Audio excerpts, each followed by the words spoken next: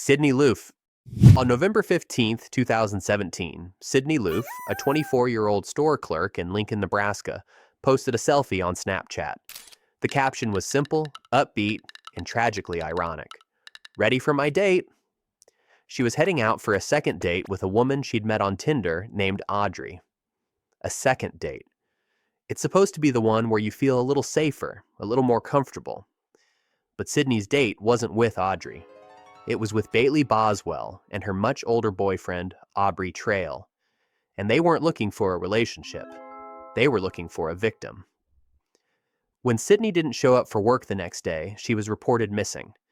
The search quickly led investigators to Boswell and Trail, who posted a series of bizarre, rambling videos on Facebook proclaiming their innocence. They claimed they'd dropped Sydney off at a friend's house and that she was fine. But it was all a lie. They had been planning this for weeks. Court records later showed they had bought tools to kill and dismember someone before they even met Sydney. They had selected her, lured her in with a fake profile, and then, on that second date, they killed her. Her body was found 3 weeks later, scattered in garbage bags along remote gravel roads in rural Nebraska. She had been strangled, and then her body was cut into 14 pieces. The case that followed was a media circus.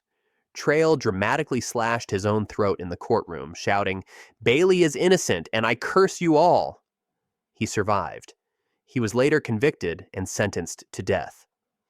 Boswell, the woman who had posed as Audrey on Tinder, became the first woman to be sentenced to death in Nebraska. The case was a horrifying look into the dark side of online dating, a world where the friendly face on the other side of the screen might not be who they say they are. A world where a simple, hopeful selfie can become the last picture you ever take. Grace Millane. Grace Millane was on the trip of a lifetime. A 21-year-old from the UK, she was backpacking through New Zealand after finishing university. On December 1st, 2018, the eve of her 22nd birthday, she was in Auckland and decided to go on a Tinder date.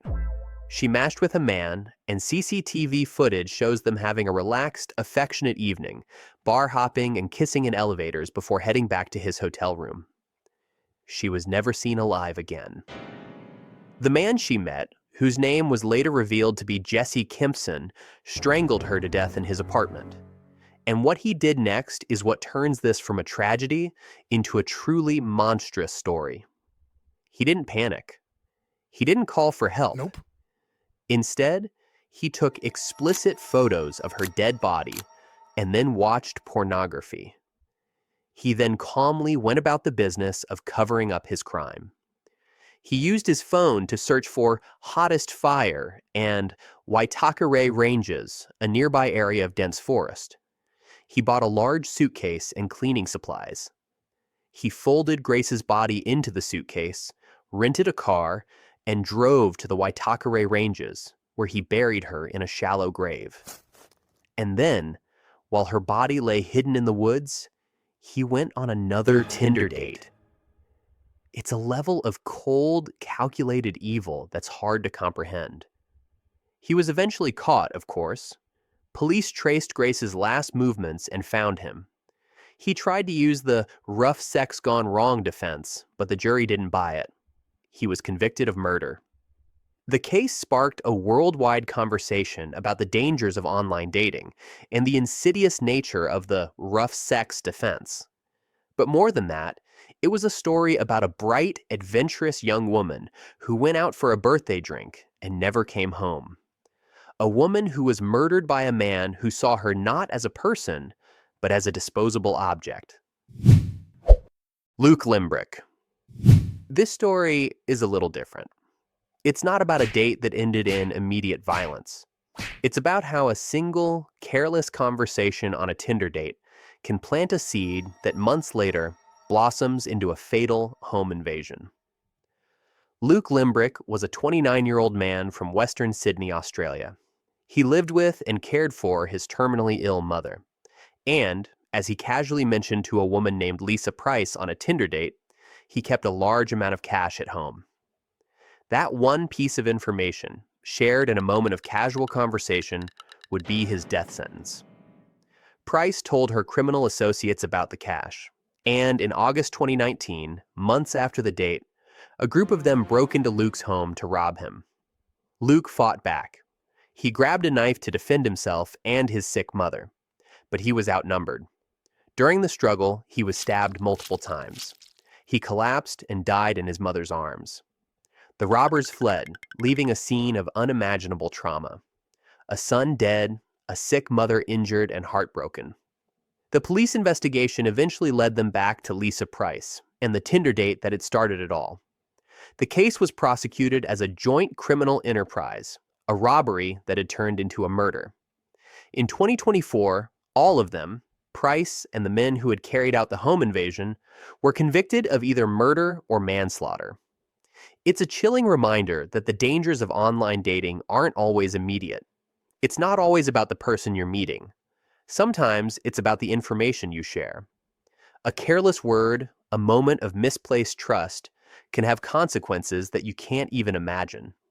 For Luke Lembryk, a single sentence on a Tinder date months earlier led to his death. Samantha Stewart. Sometimes, a Tinder date isn't just a bad date. It's a hunt. In July 2018, Samantha Stewart, a 29-year-old nurse from Queens, New York, matched with a man named Daniel Drayton on Tinder. What she didn't know was that Drayton was a serial predator, a man who used dating apps to find his victims, and she was his next target. He went to her home for a date. Days later, when she didn't show up for work, her family called for a welfare check. Police found her dead in her bedroom. She had been beaten, raped, and strangled. The apartment showed signs of a violent struggle. Drayton, meanwhile, was gone. He had fled New York, using Samantha's credit card and carrying her driver's license. But this wasn't his first time. Drayton had been arrested just weeks earlier for choking another woman he had met on Tinder. But due to a clerical error, he had been released. A simple mistake, a piece of paperwork that fell through the cracks, had allowed a violent predator to walk free. And now, Samantha Stewart was dead. A fugitive task force tracked Drayton across the country to a hotel in North Hollywood, California. And when they found him, he was with another woman, holding her captive. He was charged with Samantha's rape and murder, as well as the kidnapping and rape of the woman in California. Police described him as a man who used Tinder as a hunting ground, a man who had slipped through the cracks of the justice system and left a trail of terror in his wake.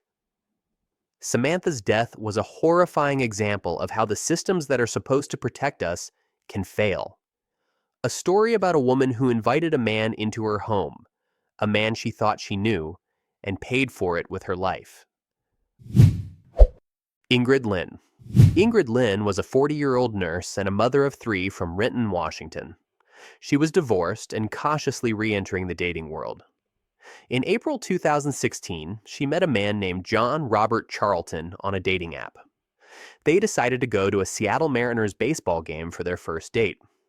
She told friends she was excited, but a little nervous. She left her kids with their father and went to the game. She never came home.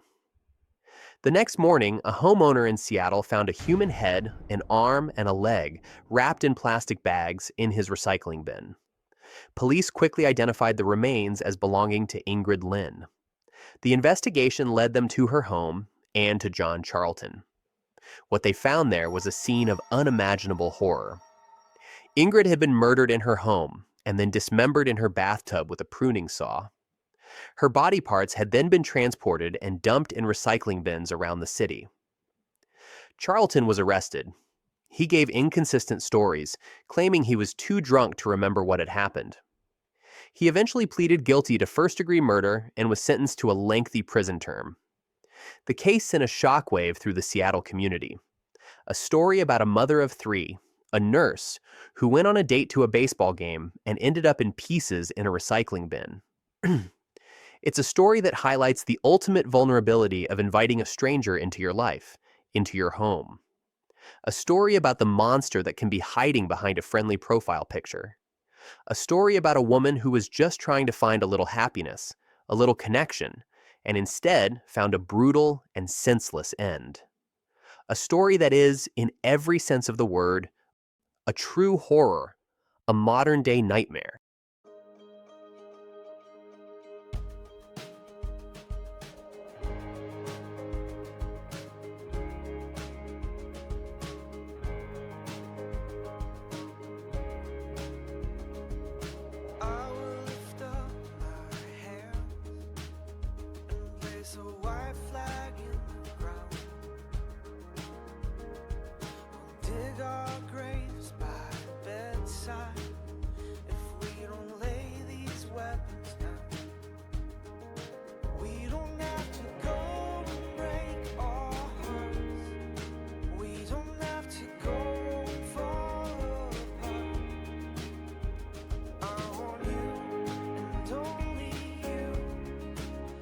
Take a long shot, 'cause I want